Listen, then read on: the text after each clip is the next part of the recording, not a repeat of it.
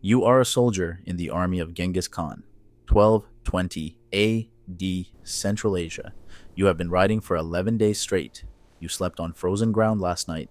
It is minus 15 degrees, and you woke up before sunrise because today you are going to help bring down the most powerful walled city in the Islamic world.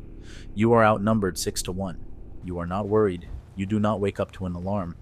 Your body has known the rhythm of the steppe since the day you were born. Darkness, cold, the sound of 10,000 horses breathing somewhere in the fog. You have never slept past dawn in your life.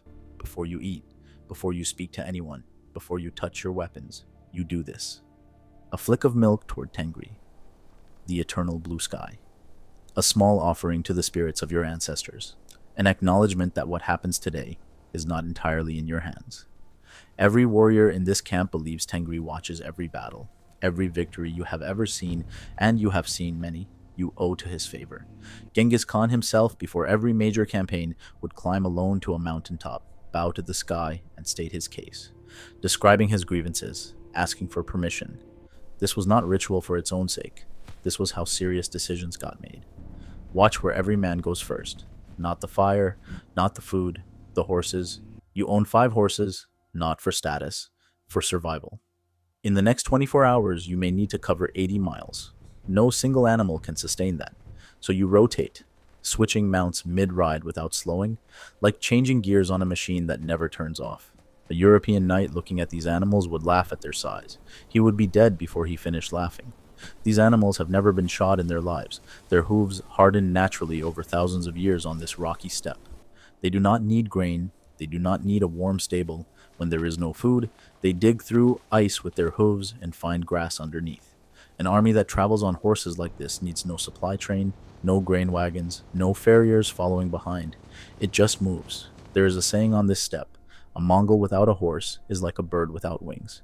This is not poetry. This is a technical description of reality. Your horse is your transport, your food, your weapon, your shelter. When you die, if the spirits allow it, a horse will be sacrificed at your grave so you have something to ride in the afterlife.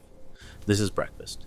What you are crumbling into the water is called borts, strips of horse or beef, air-dried for weeks on the steppe until they are harder than bone.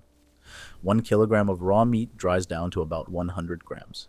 A pouch of it on your belt keeps you alive for weeks. Shaved into boiling water, it becomes dense broth in minutes. You eat in less than 4 minutes, because the army around you is already moving.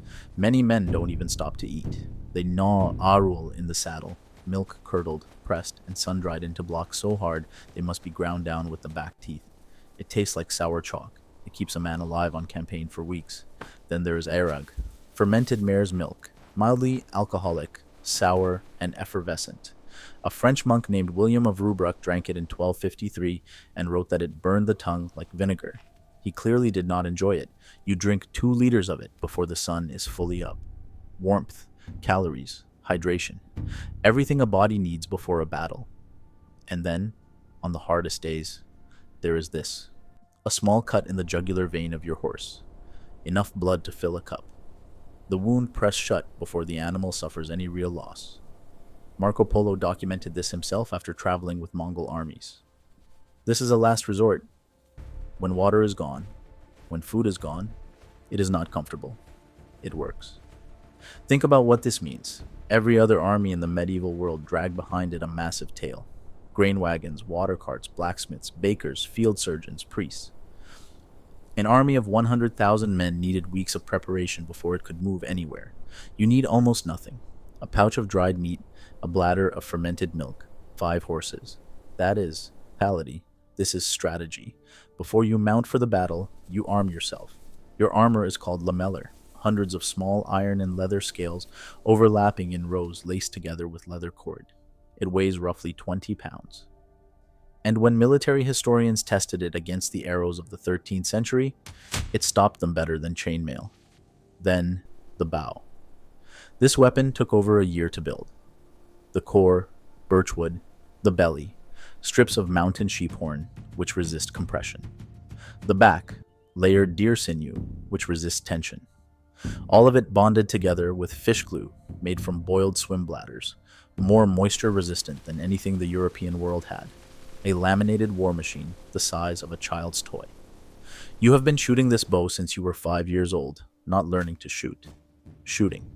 By the time you were 10, you could loose 6 arrows per minute from horseback at a full gallop, timing your release to the exact moment when all 4 of your horse's hoofs were off the ground. By the time you were 16, the bow had become an extension of your arm. You carry 60 arrows across 2 quivers. Some have steel tips hardened in brine, so rigid they could punch straight through armor. Some have hollow bone chambers near the tip. These make a shrieking whistle in flight, a battlefield communication system. Different pitches carrying different commands across a mile of chaos and noise, and sometimes just terror. The sound of 1,000 screaming arrows arriving before the enemy can see what fired them. The city has been watching you for 3 days. They know what the Mongols do to cities that resist. That is entirely intentional. Genghis Khan understood something no military commander before him had turned into doctrine. Terror is a weapon, and like all weapons, it works best when you never have to use it.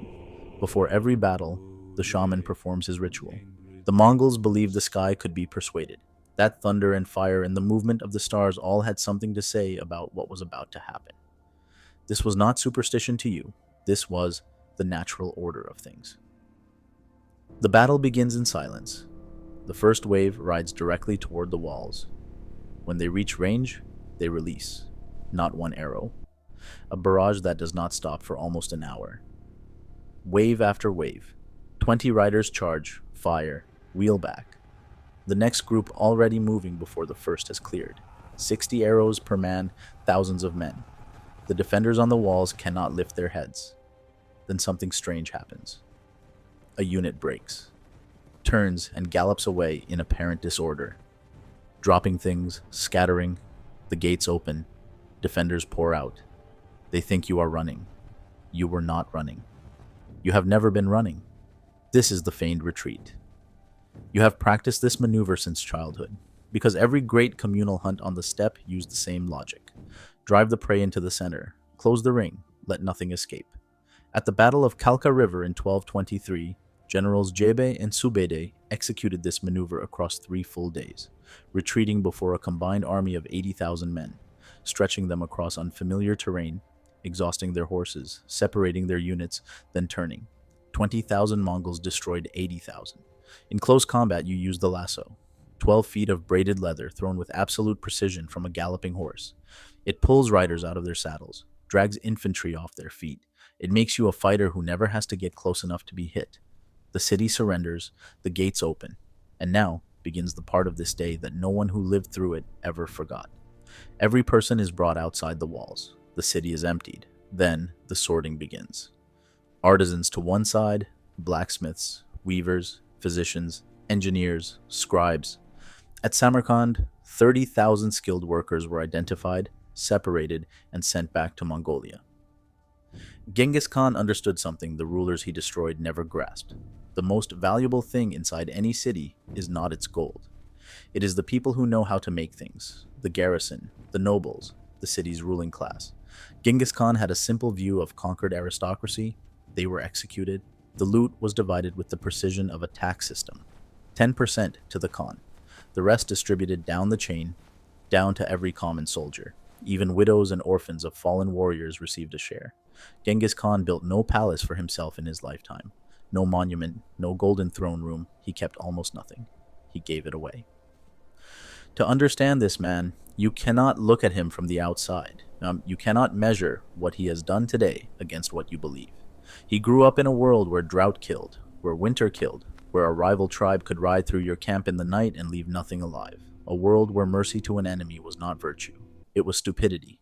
He grew up believing the sky was watching everything. And today, once again, the sky appeared to be watching favorably.